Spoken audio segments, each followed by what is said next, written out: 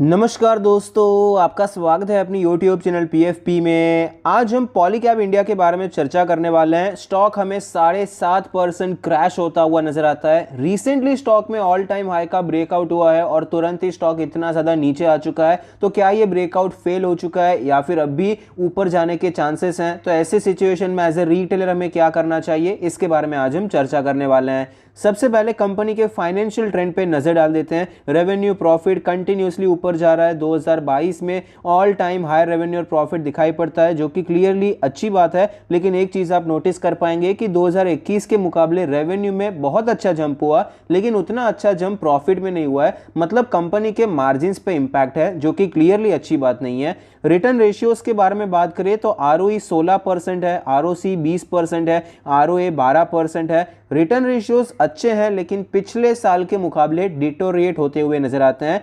Leverage ratio के बारे में बात करें तो डेट टू इक्विटी 0.01 है, ना के बराबर कर्जा है। इंटरेस्ट कवरेज रेशियो 38.5 है, तो लेवरेज रेशियो तो अच्छे नजर आते हैं। शेयर होल्डिंग पैटर्न के बारे में बात करें, टोटल प्रमोटर होल्डिंग है 67.97%, जिसमें से कुछ भी प्लेज नहीं है। Mutual fund 7%, other DII 3%, FII 6.5%, retail and other category में 15% की हिस्सेदारी है। शेयर होल्डिंग पैटर्न ओवरऑल अच्छा नजर आता है। प्रमोटर की होल्डिंग काफी अच्छी है और इंस्टीट्यूशंस का भी इंटरेस्ट है। रीसेंट ट्रेंड के बारे में बात करें तो प्रमोटर ने स्लाइटली अपनी होल्डिंग कम कर दी है, म्यूचुअल फंड ने कम कर दी है, अदर DII ने बढ़ा दी है, FII सेल कर रहे थे, लेकिन फिलहाल हमें यहां पर खरीदारी करते हुए नजर आते हैं। तो मिक्स्ड सिग्नल्स आपको नजर आएंगे, ना ही बहुत ज्यादा पॉजिटिव है ना ही बहुत ज्यादा नेगेटिव है।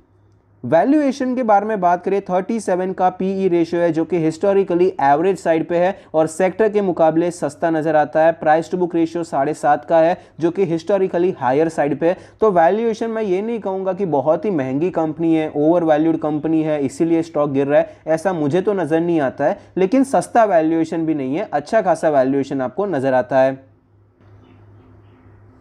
स्टॉक के चार्ट पर हमें क्लियरली पता चलता है कि पिछले एक साल से स्टॉक एक ही रेंज में ट्रेड कर रहा था। नीचे के साइड पे 2100-2200 का सपोर्ट था और हायर साइड पे 2700-2800 का रेजिस्टेंस बन चुका था। लेकिन फिलहाल स्टॉक में एक अच्छा ब्रेकआउट देखने को मिला, 3000 तक स्टॉक गया, वापस स्टॉक में गिरावट देखने को मिल रही है। स्टॉक अब भी अपने सारे मूविंग एवरेज के ऊपर ही ट्रेड कर रहा है। डेली RSI लेकिन आप देख सकते हैं हायर लेवल से गिरावट हुई है, 52 का डेली RSI हो चुका है।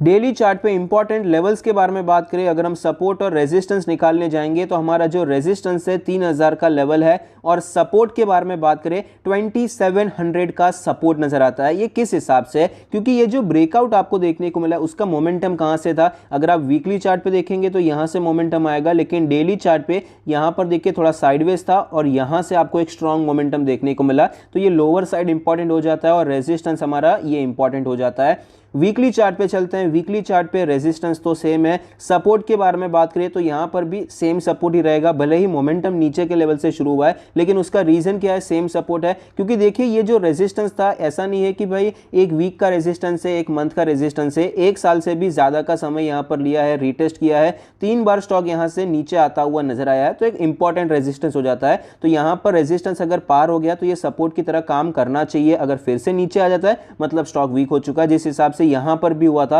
आप देख पाएंगे स्टॉक में आपको ये ब्रेकआउट देखने को मिला था, स्टॉक ऊपर गया था लेकिन वापस नीचे आ गया, तो यहां पर स्टॉक वापस वॉलेटाइल होता हुआ नजर आया। इसी हिसाब से अगर ये लेवल टूट जाता है तो स्टॉक वापस वॉलेटाइल हो सकता है। मंथली चार्ट पे चलते हैं। मंथली चार्ट पे अगर हम देखने जाएंगे तो हायर साइड पे रेजिस्टेंस 3000 का लेवल ही रहेगा। सपोर्ट के बारे में बात करें तो यहां पर सपोर्ट 2500 का लेवल हो जाता है। मंथली चार्ट के हिसाब से स्टॉक अभी भी वीक नहीं है, स्टॉक अभी भी स्ट्रांग ही नजर आता है। 2500 के ऊपर यहां पर कभी भी मंथली क्लोज नहीं हो पाया था, यहां पर मंथली क्लोज हुआ, उसके ऊपर सस्टेन किया, फिर ये हाई क्रॉस किया और स्टॉक में तेजी देखने को मिली। तो जब तक 2500 के ऊपर है तब तक हम तेजी की उम्मीद लगाकर रख सकते हैं मंथली चार्ट पे। तो अब यहां पर करना क्या चाहिए? जिस हिसाब से स्टॉक में गिरावट देखने को मिली, अगर आप डेली चार्ट देखेंगे 3 दिन में ये तेजी आई, एक दिन पॉज लिया और एक दिन में सारी की सारी गिरावट आपको देखने को मिली है। तो स्टॉक वापस थोड़ा सा वीक होता हुआ नजर आता है, उसमें कोई डाउट नहीं है। अगर हम आवरली चार्ट पर देखेंगे तो हायर लेवल्स पे अब ये बार बार रेजिस्टेंस हिट करेगा।